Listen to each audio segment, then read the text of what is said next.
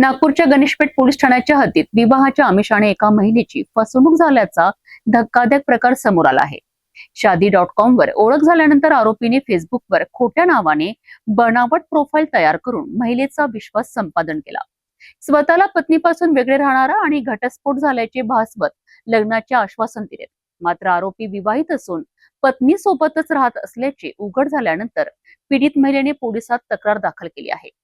या प्रकरणाचा पुढील तपास गणेशपेठ पोलीस करीत आहेत। नागपूरच्या गणेशपेठ पोलीस ठाण्याच्या हद्दीत ऑनलाईन मॅट्रिमोनियल वेबसाईटच्या माध्यमातून फसवणुकीचा प्रकार उघडकीस आला आहे। आरोपीने शादी.com वर पीडित महिलेशी संपर्क साधल्यानंतर फेसबुकवर खोट्या नावाने बनावट आयडी तयार करून तिच्याशी मैत्री केली। यानंतर आरोपीने आपण पत्नीपासून वेगळे राहतो, घटस्फोट झाला आहे आणि लग्न करण्याची इच्छा असल्याचे सांगत महिलेचा विश्वास जिंकला।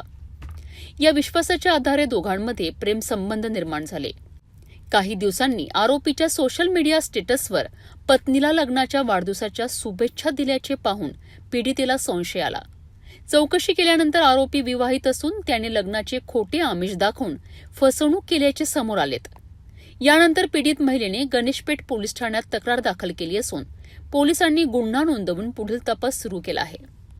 शादी.com वरून जो आरोपी आहे त्याने पीडितेशी कॉन्टॅक्ट केला। त्यानंतर त्यांनी फेसबुकवर सुद्धा खोट्या नावाने आयडी बनवून त्याला फ्रेंड रिक्वेस्ट पाठवली आणि त्यानंतर त्याचं ओळखीचं रूपांतर त्याने प्रेमात केलं आणि त्यानंतर हा व्यक्ती विवाहित होता। त्याला मुलं असताना सुद्धा मी बायकोला डिवोर्स दिलेला आहे किंवा मी सोबत राहत नाही, सेपरेट राहतो, अशा प्रकारे तिला आमिष दाखवलं आणि तिच्यासोबत लग्न करायचं तिला सहमती दर्शवली। परंतु काही दिवसानंतर त्या मुलीच्या लक्षात आलं की बाबा संबंधित आरोपीचा स्टेटस पाहिल्यानंतर त्यांनी बायकोला ॲनिव्हर्सरीचं विश केल्याचं लक्षात आल्यानंतर संबंधितांनी महिलेला फक्त शरीर सुखासाठी वापर केल्याचं निष्पन्न झाल्यानंतर संबंधित महिलेने फसवणूक झाल्याचे लक्षात आल्यानंतर त्यांनी FIR दाखल करण्यात आलेला आहे। पुढील तपास आमचे PI गणेशपेठ करत आहेत।